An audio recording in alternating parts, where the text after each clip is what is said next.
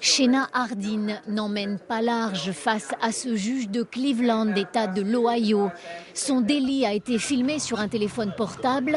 Cette secrétaire a osé doubler un bus scolaire en empruntant le trottoir. Son châtiment sera public. Vous porterez un panneau blanc sur lequel votre forfait sera inscrit au marqueur noir et en lettres capitales. Cette semaine, cette femme de 32 ans a dû exécuter sa peine 2 heures debout sur les lieux de son délit. Conformément au souhait du juge, le panneau dit que seule une idiote pourrait rouler sur un trottoir. L'humiliation publique amuse certains passants et beaucoup approuvent la sentence.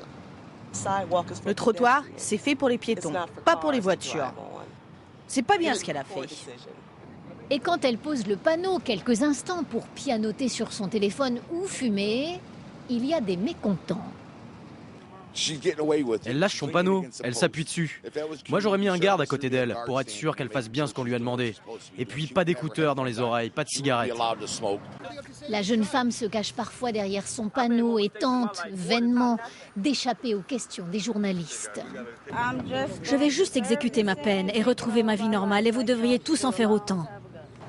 Ces sentences alternatives ne sont pas rares aux États-Unis et elles ne suscitent guère de polémique. En Floride, cette autre jeune femme a été condamnée à marcher dans son quartier, panneau à la main. Elle y admet avoir volé dans un magasin. Les juges, adeptes de ces punitions, estiment qu'elles sont très efficaces pour éviter la récidive.